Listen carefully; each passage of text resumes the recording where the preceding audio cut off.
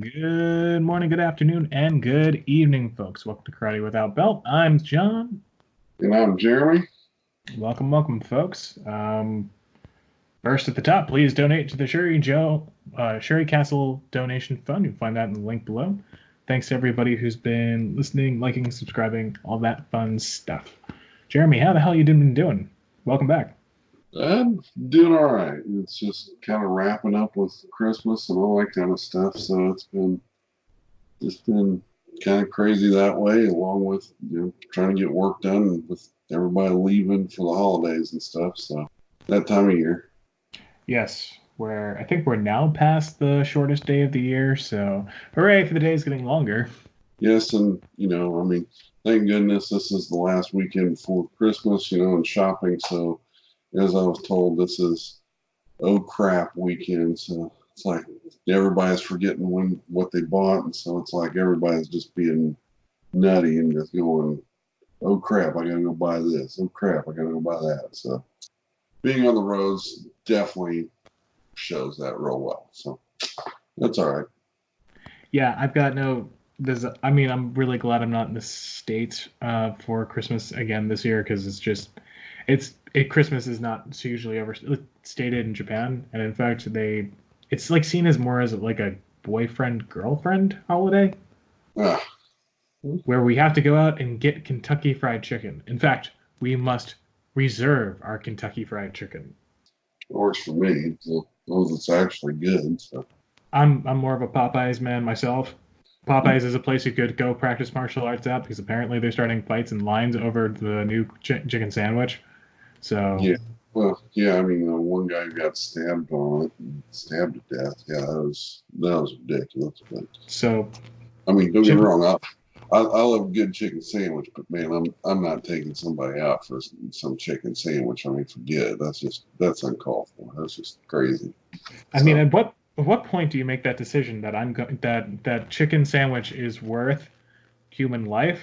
yeah, I I feel we have now renewed purpose as martial arts, not only as martial artists but also as martial arts teachers to teach people. Look, kids, chicken sandwiches are wonderful, but not hurting people is also what you do not need to hurt people for a chicken sandwich. There's not a chicken shortage in the world. yeah. Well, that's no lie. But yeah, it wouldn't matter what kind of food it was. Ribs, steak, chicken, Right. It's whatever. Yeah, it's a ridiculous thing to think that like you need.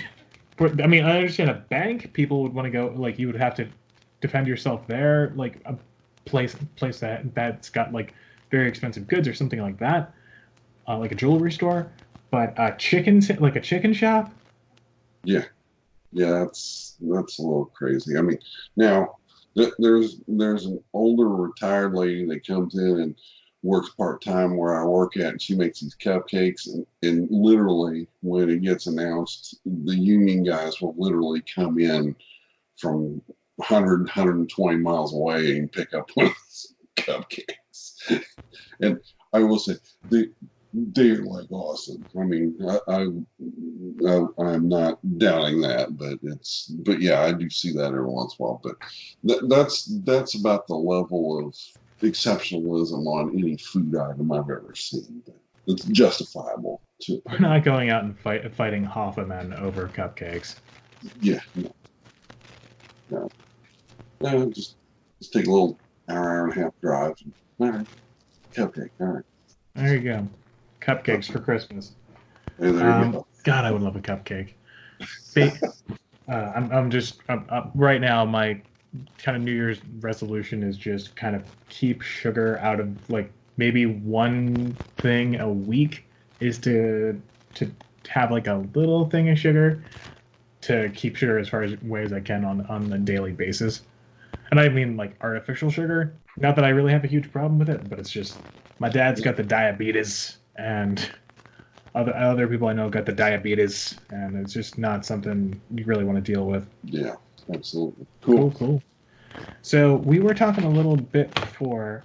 We're talking. Apparently, we got into a 20-minute conversation about this new Star Wars movie, uh, but prior to that, we were talking about like success in martial arts, and this is something I think is a really good topic to get into before the New Year's, because people make New Year's resolutions and they set goals and they write them down, and I can really attest to, you set a goal and you kind of have this like blank piece of paper in front of you. You want to achieve something for the new year or something.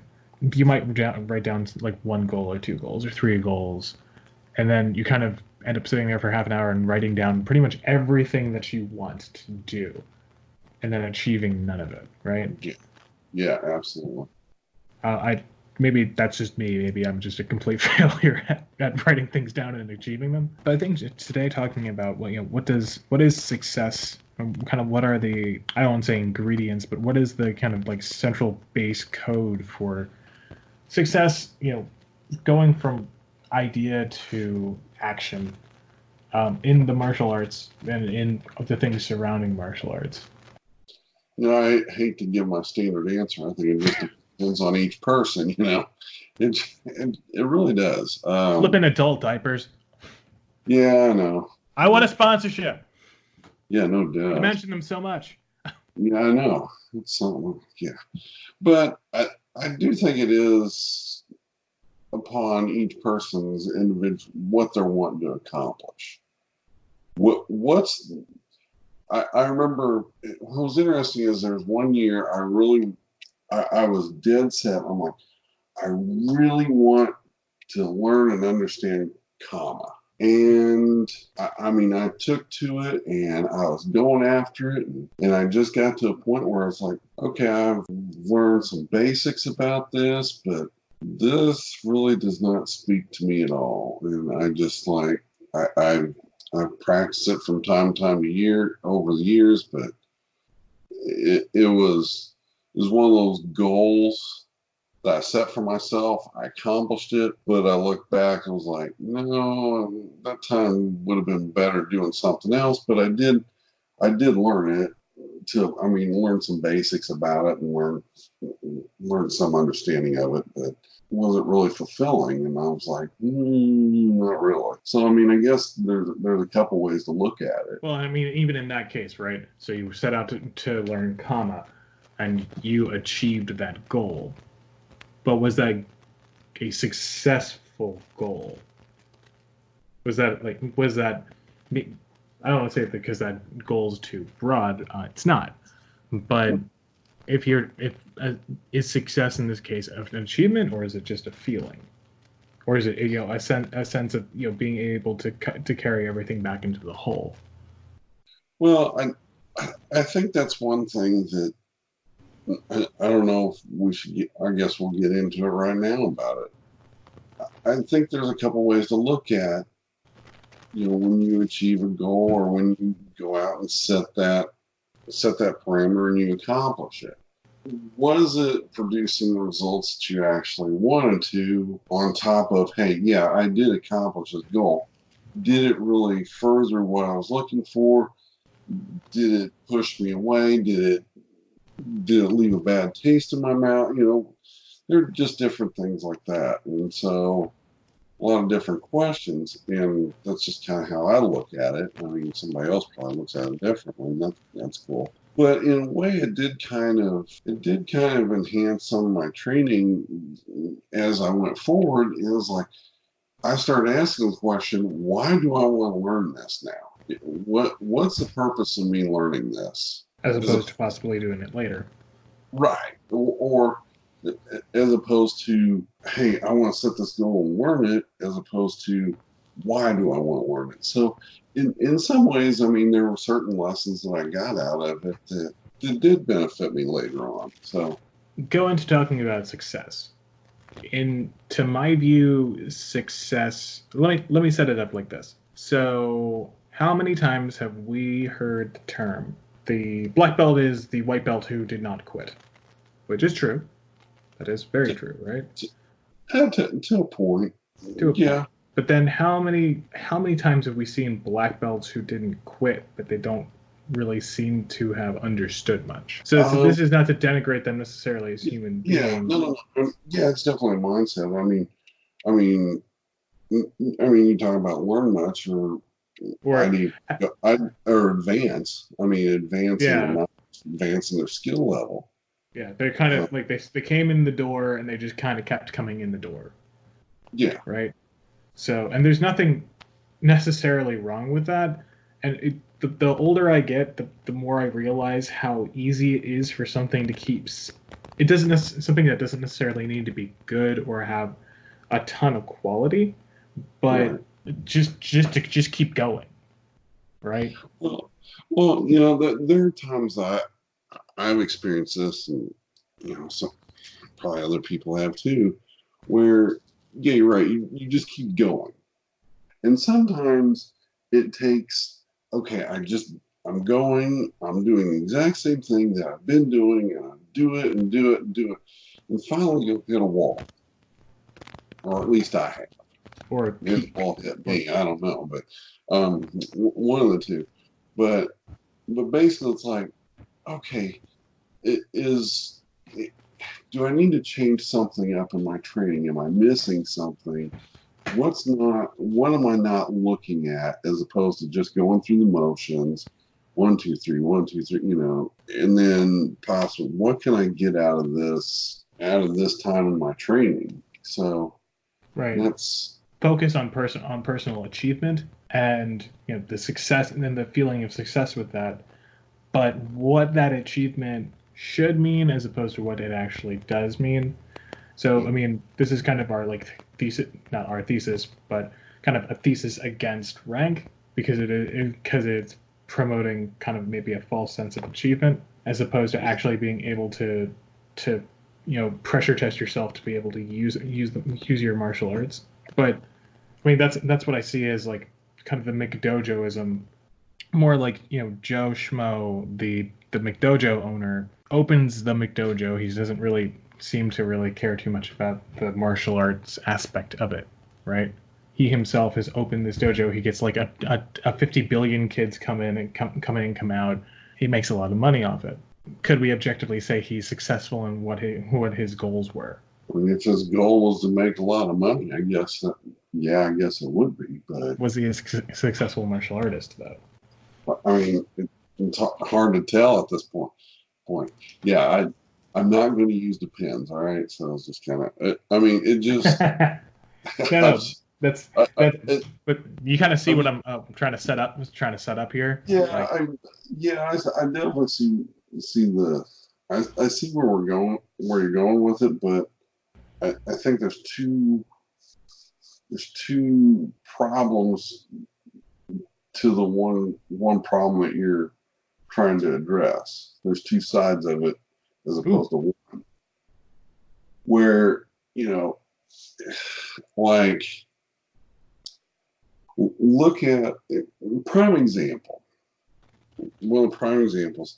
Probably people have watched what was it, the UFC's, the little contest. I don't even know what it's called. The little fight competition where they get new people and they get ready to give them a contract. I haven't watched it in years, but it's interesting. You'll see certain people will want to train these people to a T, and then you'll see other people like, well, hey, yeah, I'll train them to a point, but you know what?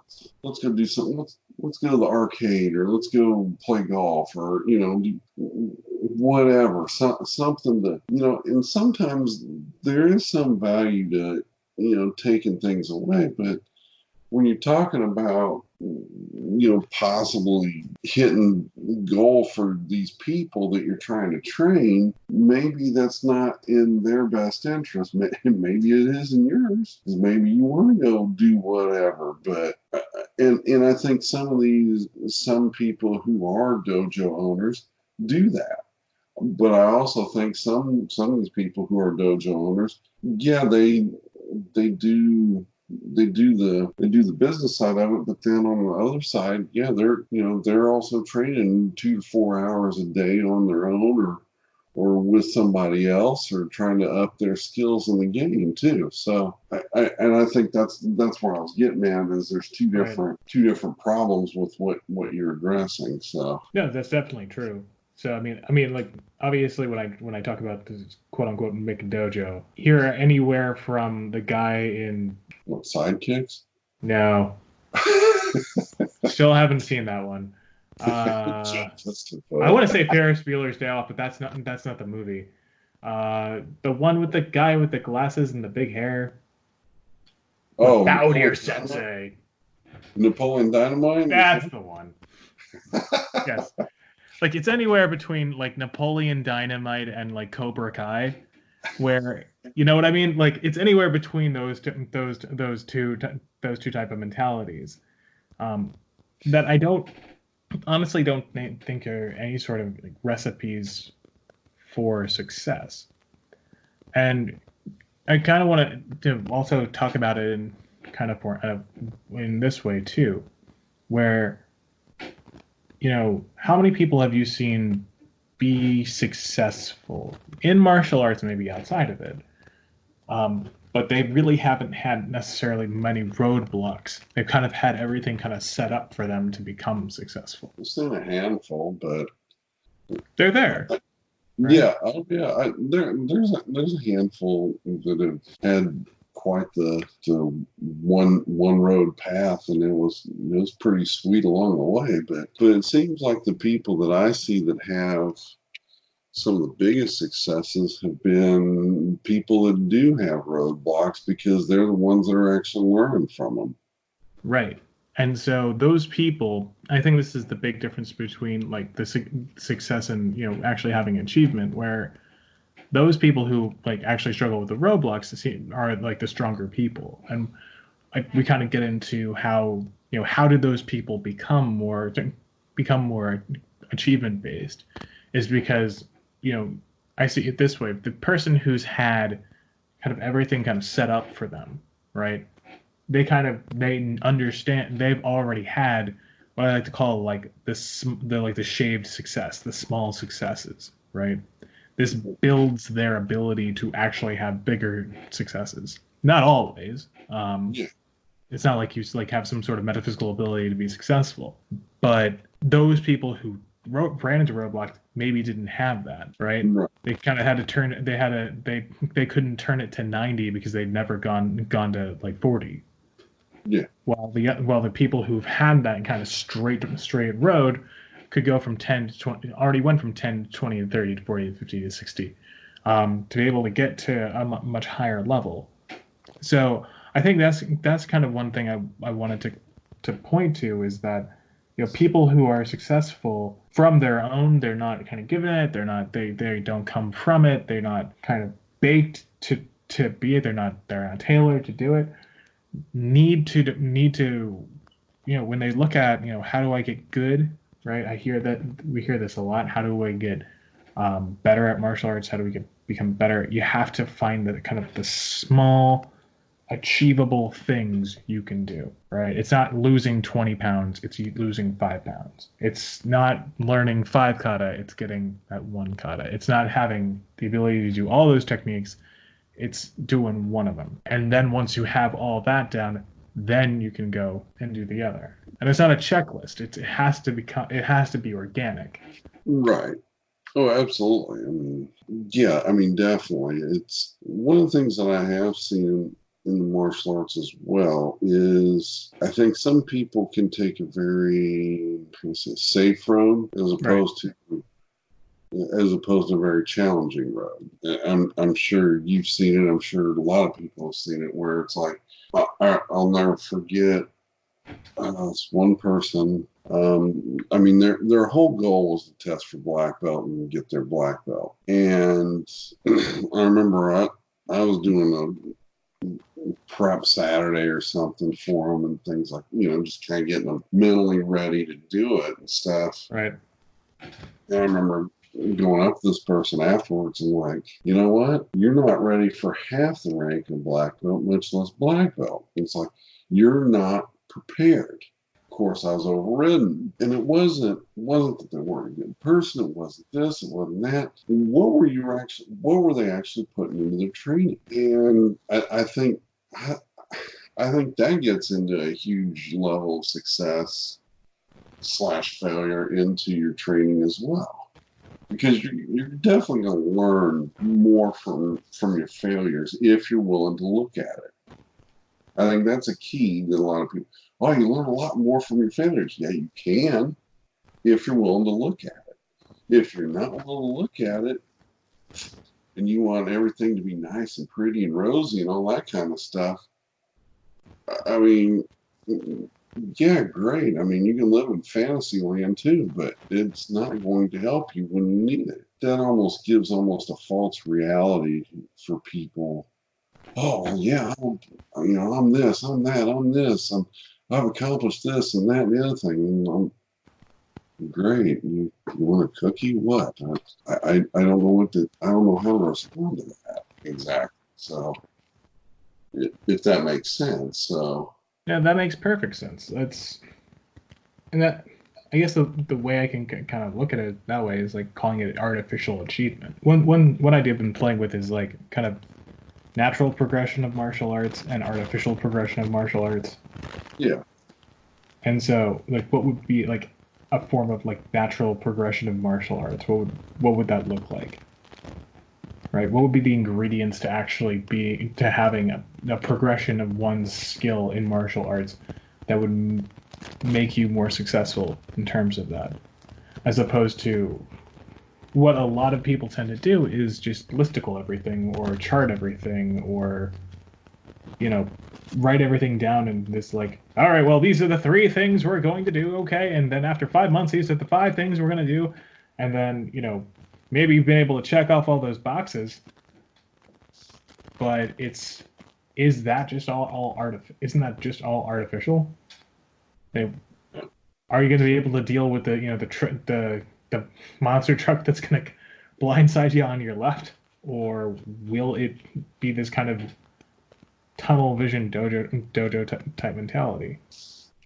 It's interesting you bring this up because, I hope it is. huh? I hope it's Well, interesting. well, I've kind of had something like this play out over the last couple of weeks, and I don't even know if I've told you about this. Um, College course that I also teach on the side as an adjunct. I got I got observed, and I'm like, all right, I mean, that's a good practice and things like that. And one of the things that the person that was observing me didn't like was the fact that, well, he doesn't have as many assignments as other classes like this do.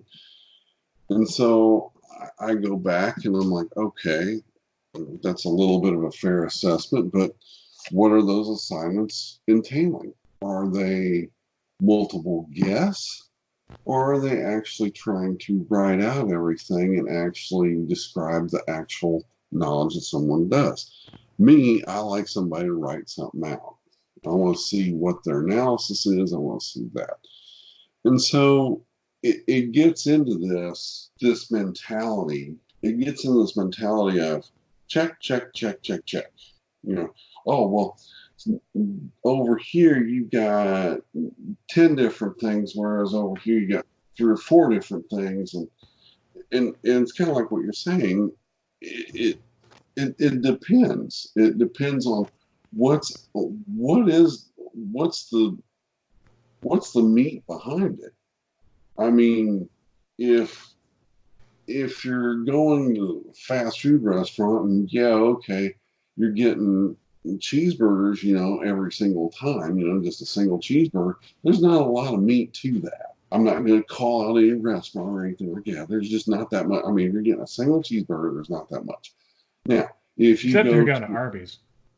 well, yeah, I mean, they got the meat. I mean, according to the commercial, I mean, it's not real, but it's not real food, but still. but still, but as opposed to going to a restaurant, or I mean something that's a sit down restaurant, you're getting a steak or something. Yeah, granted, it's coming from the same animal, but it's not the same thing. And Right. and I think that's where a lot of people fail in a lot of their analysis. Is like when you start checklisting some of this stuff instead of some of the stuff that we were talking about, building skill, building knowledge, things like that. And I think this leads into it, or is definitely a supplement to it. Right. Well, Where, and then like yeah, what is successful like what is successful skill in that regard? Being able to demonstrate that you can punch a bag, or being able to punch on with someone under a stressful situation. And what's successful demonstration of knowledge? Being able to do a kata, being able to remember a kata, or being able to explain it verbally in a way that someone who doesn't know the kata would be able to follow. that, or even be able to explain it from an analysis point of view and actually break it down to the actual reasoning why you're actually doing it, as opposed to, hey, we're doing this exercise called kata. No, you're Right. not. And so I mean like if we can, let's do that right now. Like let's break down like almost from from a beginner student to an experienced teacher, what would be success in that regard? What would be like real success from kind of egg to chicken, back Okay, to egg, back to back to chicken at Popeyes. that. Yeah. So yeah. I, I think in some ways, in order to really build that success, this is my take on it, and I mean, there's probably 500 different takes on it. But for that beginner student, somehow, as an instructor, you've got to get to that beginner student and really show them, hey, there's something bigger possibilities, something bigger than you can think of your own self. Laying track.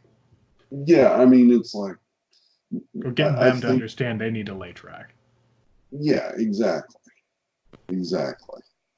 Get them motivated to where it's like, it's no longer just an exercise. It's no longer just a checklist. It's like, it's just building stuff left and right. I mean, just build off of it.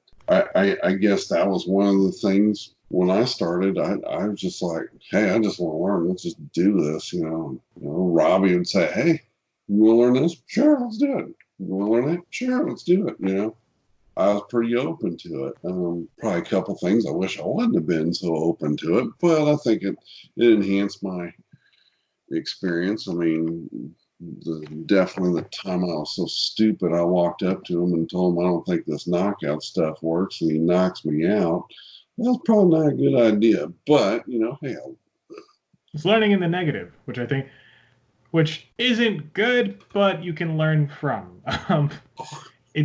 That's a well, tightrope. That's a tightrope. Talking about success and failure, I mean, like, that's a tightrope to walk, especially as a teacher. When it's you want to be able to show your students the effectiveness of something, but you do not want to hurt them because said students won't be your student for long. But they need to understand how it works. So right. you gotta get a person to a point. But I mean, I think in one way that was one way to sell me on what I was doing, as opposed to, oh, I'm just doing a checklist. Oh, there's a lot more than just doing this checklist thing. Right. Well, it's also, I think, in it, success is also killing all the myths. It's killing all the myths and believing all the myths at the same time. Because I feel like a lot of people who, get to, maybe 5 or 6 years, 7 years of training, and they're just the Monday, Wednesday night crowd, or whatever have you. Mm-hmm. They'll still like think, oh, karate's ancient thing that farmers did, and a belt was white at first, and because they never cleaned it, uh, it turned black when they got a lot of experience, and the myth, like weird myths and stuff, will still be believed by people. Um, Right. and it's not it. I think you have to demythologize those kind of misconceptions and misunderstandings, but then kind of like you have to, in your own life, in your own mythology, in your own kind of backlog of your own identity is starting to make the legacy of whatever that martial art is a part of you. And not to get culty, right? But it's like, yeah. No, which we've, oh God, like I can't stand it when it becomes that way. But yeah, not like we've never had any experience. we have no experience with people trying to turn martial arts into a religion, not one bit. No, it's it's a little nutty, but you know what I mean? Like if you can make if not you can, an instructor does, but I think it's an important part of a student's success is that piece of understanding, not knowledge, not necessarily skill, but like understanding that that this is a part of what you do. Don't buy a lot of crap. Just if you keep on the track, then you will be successful. Yeah, and I think again, the student has to buy off on that as well, right? Because I'll never forget. Part of me was when I was learning. I mean, I wanted to learn a little bit of this, a little bit of that, a little bit. I kind of wanted to try some other things just to kind of see what was really out there. And I think in some ways, when you get excited, I think you do want to do that a little bit. Right. But, after a while, it was like, this really does fit me probably more like a glove than all this other stuff that I'm coming up with. So why don't I just shut up and train, So, I mean, that's kind of where it ended. But yeah, well, especially when you get into what you want to do personally. Right? What you want to commit yourself to for any sort of long-term stretch of time, you have to make those decisions. That's not to speak against cross-training. And there are people I know who do like 2 or 3 different arts, and they've kind of made it all a part of what they do. Yeah. So absolutely. I think that's kind of maybe a key element to it. It's just you kind of wake up, go to the bathroom, put on make sure you have some pants on, start doing martial arts. Like it's just kind of what you do. I mean, that's kind of where I think of it as successes and stuff. But I mean, but I do think each person has their own individual successes on what they want to do. Same with instructors. They want to try to accomplish certain things. I mean, it may be how I always looked at it. I always looked at it from the when I was teaching. I always looked at it as my success was how close was I going to get these other people to their goals, if that makes sense. No, that makes perfect sense. So what in your mind did you have to do to make sure that those people had a clear path to doing that? Or how did you feel like when that was successful and when that was not successful? And like kind of what are the key commonalities that help a teacher go to that point? Well, I want you to learn XYZ. I want you to be successful. Yeah, I mean, the key element is definitely communication. Definitely communication. And I think it's also willing to step back and as an instructor and say, you know what, this didn't work. How did I look at it as how did I fail this person? And so instead of, I mean, you can always look at it as like, this person's dumb, this person doesn't do this person doesn't do that. If that's how you're going to communicate and how you're going to look at things, I think it really cuts into your student-teacher relationship, and more than likely that student's going to move on before too long. But then again, on the same token, the student has to be willing to communicate back to the instructor as well. And I think I think that gets into that relationship between student and instructor. I mean, it's not to say the instructor's not the instructor, but you gotta have communication so that they understand why you want them to do certain things. Right. And traditional martial arts schools generally do not, I don't think it's even general, it's traditional martial arts schools martial arts schools generally do not have an atmosphere of open communication about stuff. I would agree with that.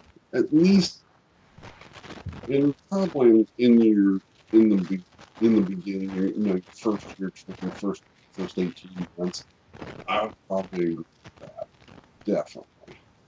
But I think as you progress from a complete beginner to more of an intermediate student, someone who's training and understanding stuff a little bit more, I think that communication does need to be there. And then when you've got an advanced belt, when you've got another instructor you're teaching, that communication's key. And I mean, I've definitely had situations with that did end up blowing up in my face. It was kind of sad, and I look back on, what did I do wrong on that situation, or would I have handled it a little differently, or should I have explained it a little bit more, or should I have been a little bit more strongly suggesting what this person was going to do during that time? So Right. and so I've definitely, in that way, I would say that's successful for me because it was a takeaway for me to actually grow as an instructor, even though I didn't like it, but I at least grew from it. So Well, and that's the thing is that the maybe the key ingredient here that we're looking at is constant progress or consistent improvement, because progress, a disease can progress, things can progressively get worse. To constantly improve and to kind of and to be open to learning things from experiences you wouldn't necessarily view as something you would learn from. Like an argument with a student or an argument with a teacher or an argument, with a training partner is not a good thing. right? For the most part, I'd say, yeah, you're right. I mean, every once in a while, it may be what's needed to clear the air, though, too. And I've seen I've seen that happen too, to where there was a pretty heated argument between, two students, two instructors, things like that, and then whatever it was, it finally got worked out, and it turned out for the best. Right. So, Well, but in those instances, you always, I think the unsuccessful person will blame, or will kind of push that off to the side and say, this isn't my fault, this isn't, I didn't do anything, I'm the one 100% in the right and this person is 100% in the wrong, and they're the ones who are causing the problems, blah blah blah blah. The successful person will ask, why did this happen? How do we what do we take away? What's the takeaway from this? Where does this go from here? I don't think that's really all that well implemented in today's martial arts culture. It's very much, well, we're better than that, and that guy's not as good, and X, Y, and Z, and we've got blah blah blah blah, and ultimately it leads to failure. yeah. I mean, That kind of comparison like that is it's just ultimate failure. well, yeah, and I mean, it's what you do with that failure that can turn around into a success or not. One of the big things I notice that I've always had problems with is sometimes I try to get people to do certain things, and I may change certain things up just so that they get one little thing corrected or something. And I've sometimes it's worked, sometimes it hasn't. But I think the intent is good, but sometimes it just needs to be forced into somebody. Maybe just do one little thing a little bit differently. And sometimes students get very frustrated with that, and especially, I mean, I hate to say it, but I would say especially American students, because their culture is not. I see American culture a lot of times. And we can say this as Americans, so. Yeah. I mean, and I'm guilty of doing this too. Well, this is the way it's done. This is the way it's always been done. Well, maybe you need to improvise, overcome, and adapt. Thank You Gunny Highway from Heartbreak Ridge. I love that movie. I mean, that is a quote from that movie. But sometimes you just got to change some stuff up. You and and you got to be willing to look at it. I know for a long time, I've been this is the way it is, this is the way it's done, this is the way it's. Now, don't get me wrong. There should be a set of standards that are in place, and this is kind of we've talked about this several times too. Is like this is your baseline of what you work from. I mean, if you got a standard kata, this is it. But in order to grow and to develop success, develop skills, develop knowledge, different things like that, and take that baseline and either stretch it a little bit, do something a little different, maybe break it and change it, rebuild it, remold it. And I mean, and that is what I believe is what made people we especially aim to emulate, at least in their technical ability, is what made them good. Possibly not necessarily in their personal lives, but at least in in the technical ability, that's constant variation will equate success technically. Constant and you have to kind of, this is maybe going in a different direction here, but constant work on one thing is important. So you need consistency, but you also need variation in order to improve. I think, right. And on the one part, traditional martial arts is very, very good at the constant. Yeah. But in terms of having platforms in which to practice variation, it tends to be a nice idea a lot of people throw around, but at the end of the day, they never implement. Or they don't know how to, and they get very comfortable with A, but not B. Well, and to tag on to that, I also think what is that practitioner doing? What kind of environment do they have? Do they have an instructor that's willing to allow that to happen in kind of like a lab kind of environment? Hey, what about this? What about that? Let's try this. Let's try that. Boom, boom, boom, boom. Different things like that. And if you got an instructor who's like, nope, this is the way it is. This is the way it's done. This is the way it's always going to be. Then all you're ever going to do is limit yourself to that. Yeah, your success will fall short. You will not. And I've been in a situation where I thought that just following those rules would be successful, and we talked about the teacher-student dynamic, but at the end of the day, it's going to come down to the person who's practicing, and your success is going to be measured on your consistency. Right. And what that consistency consists of is really needs to be what is looked at. It's constantly evolving and constantly changing. Right. Having constants is good, but there also needs to be that constant of change. Yes. So. And I mean, I use this example, and I think everybody gets it, but just kind of an example.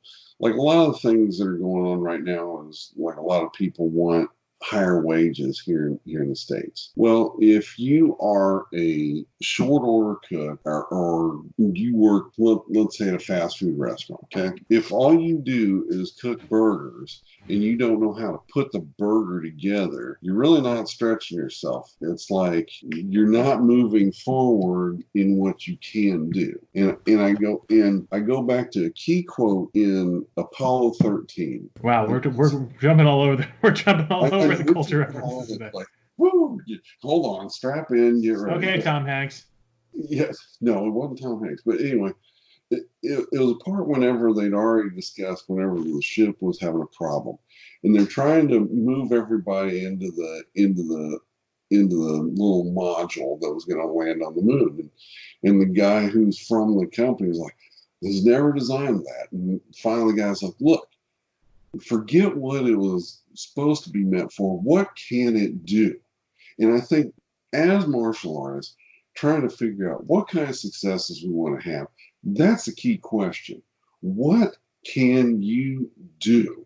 It's not just what you want to do or what the situation necessarily asks for, but is what can. Stretching that point to the what can you do is something I think in theory is in the DNA. In theory. In theory. It's there.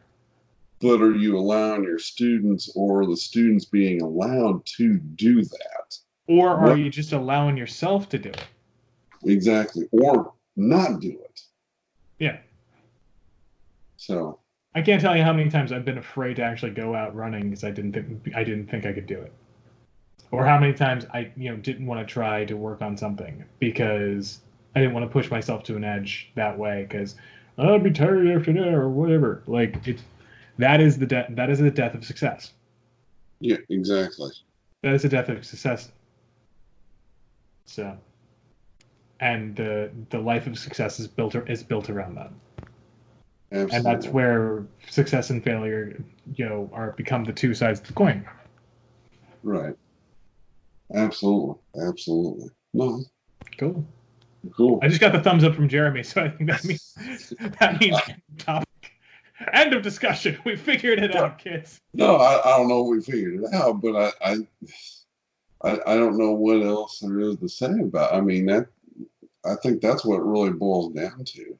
Yeah, and I I think this is to kind of push this one more step is to say, it is the end of the decade. I think it's because we're in a weird time, like we're looking at decades. We're kind of thinking in the 20th century, not the 21st century. I think still in the modern consciousness. So we're at the end of a decade and the beginning of a new one. So not just like with the end of a decade, but when the beginning of a new one. So it's not just the beginning of a new year, but the beginning of a new decade. How can we better crack this code for karate? Right? And so that's for us and for all of you at home. We want to push that idea, I think, a little more. Absolutely. Absolutely.